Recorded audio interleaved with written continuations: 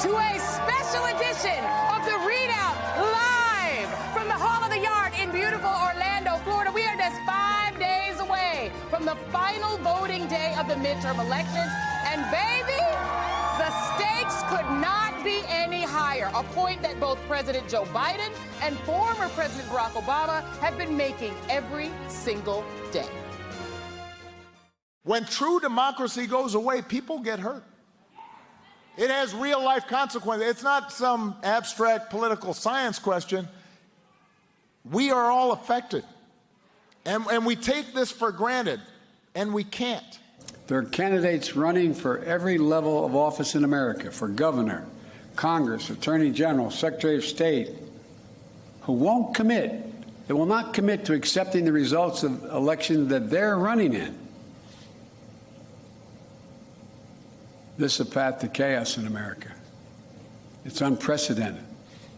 It's unlawful. And it's un-American.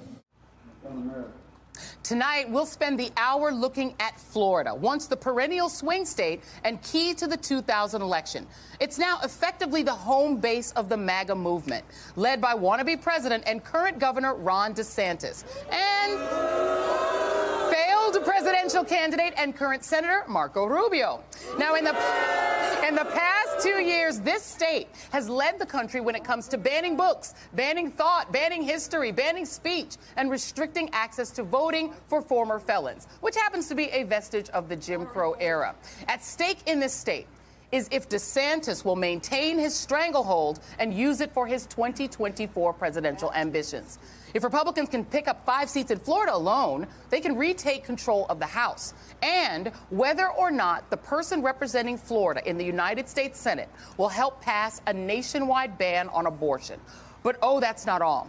Florida voters will also decide who represents their interests on county commissions and school boards. They will choose whether to retain the state's Supreme Court justices and whether to eliminate a group that can revise Florida's Constitution and more. Now, like I said, the stakes could not be any higher. Now, we're going to be joined momentarily by Congresswoman and State and Senate candidate Val Demings, and she's going to be here in just a bit. But right now, I am joined by former governor and current Congressman Charlie Crist, who is the Democratic nominee for Florida governor. The once and perhaps future governor. How are you? God bless you. I'm doing And you great. were my governor when I was here. Yes, ma'am. That's right. And, That's right. It was an honor. And you were a Republican governor at the time. And the reason you didn't fit in is you're a nice guy. I don't think you would. I don't think I'm hurting your feelings, but you're a nice man. I mean, I've seen you, with little kids getting down on the floor to talk to them. I've seen you be so kind, to people who are voters and let them stay in line. In 2008, when your party wanted you to shut the lines down and not let them vote, you were teachers. You're like, no, you shouldn't lose your pension. And so, but it was easier for you to win when you were a Republican, wasn't it? Because Republicans, they don't require as much. They follow the leader, right? They do. I wonder if maybe you're too nice to be governor of Florida. Do you think? No, Are you concerned that over the time since you've been governor, the state's gotten meaner, and that maybe you are at this point too nice to be? Well, I'm certainly not too nice, but I think too nice is what we need now more than ever. I think that people are yearning for more civility, more decency. Among the parties and among all Americans. Yeah. And I'm confident that's going to carry the day for us. And women are going to be a huge factor, as we all know, Joy, in this race. Yeah. And the right to choose, I'm a champion of. DeSantis already signed the bill restricting a woman's right to choose. And it's so bad it doesn't even include exceptions for rape or incest. Absolutely, yeah. Which is shocking. Yeah. You brought this up during the debate with the current governor. I mean, a 7th grader, a kid, a child, was forced to leave this state to get the procedure because the child had been raped. Yeah. And in this state, as you said, there are no exceptions. No exceptions.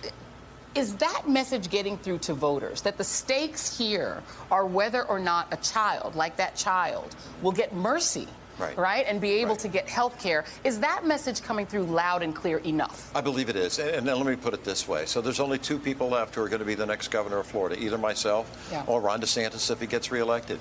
If Ron DeSantis gets reelected, a woman's right to choose will be gone in the state of Florida. They won't have that respect. They won't have that decision to make anymore.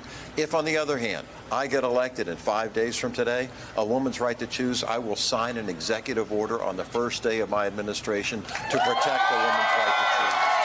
The other thing, so I spent a lot of time on the radio this morning, calling into radio stations and encouraging people to vote. I called a lot of Black and Caribbean radio stations. Yes. And the message that I got back from those hosts was alarming to me, that the lines in communities of color, in Black communities, are short.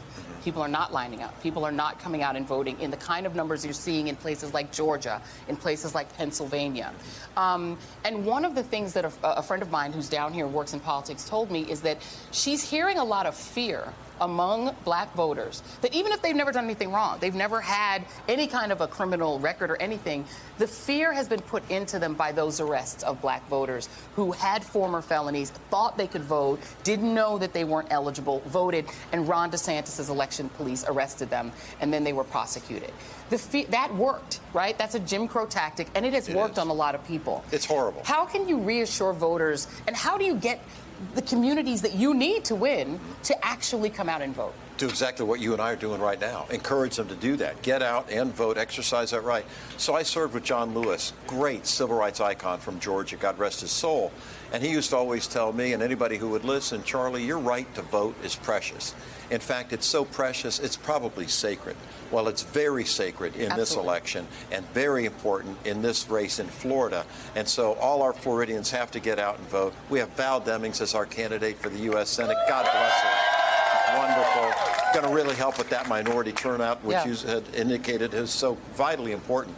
And I'm confident they're going to get out. So I'm excited about the race. I'm really, concerned about the future of my state if Ron DeSantis were to get reelected. But these people are not going to let that happen. We're going to win. Let me ask you about Ron DeSantis, because I remember in 2018, I was covering the Florida race at that time. He was running against Andrew Gillum, who is a unique political talent, wonderful guy, a wonderful human being, and a very kind, good man. He said, let's not monkey it up about his Black opponent. Unbelievable. And that hurt him enough that race was very tight. Very tight. He won by only 39,000 votes. Right. When you look at the number of people who stayed home, though, despite Andrew Gillum being a fantastic candidate, despite Ron DeSantis being a cruel man and showing that he thought it was funny to make a racial joke, despite that, the people who didn't turn out, hundreds of thousands of people, could have made the difference in that margin. What message can you give to people who've not made the connection between voting, right, and getting the government that they deserve? Well, just don't let that happen again. I mean, we should have learned from what happened in 2018. If just a few more people would have gotten out, we would have had a Democratic governor for the first time in like 25 years since Lawton Chiles in Florida. This time, don't make that mistake again. Make sure that all your friends get out to vote, all your family members. Just vote, vote, vote. As Barack Obama, President Obama, I should say, used to always say, when we vote, we win. Yeah. And so we have to take that to heart in this election. So we are here in Orlando, and of course Disney is predominant here, and Universal, et cetera. Ron DeSantis went after Disney. He did. It's going to cost this state about, $2 billion. And that's going to be passed along to the taxpayers here because someone's got to pay those bills. If Disney's not paying them, somebody's got to pay them. It's going to be the taxpayers. What would you do about that as governor? Is it possible to fix what he has done, which he did out of spite? Absolutely, it's possible. And what we need to do is protect Walt Disney's districting that they got when they were lured to come to Florida. They're the largest employer in the state, Joy. And, what they bring to tourism all around the state of Florida as well is hard to really estimate and get a handle on it. But this governor, DeSantis, went after them. Why? Because they wanted to protect their right to free speech and talk about a bill they disagreed with him on. And for that, they get condemned and punished by the governor. That's not for a free state. That's not what the right thing is. Who the hell goes after Mickey Mouse in Florida? Well, he was being too nice to the LGBTQ community, apparently. They didn't like their content. That's correct.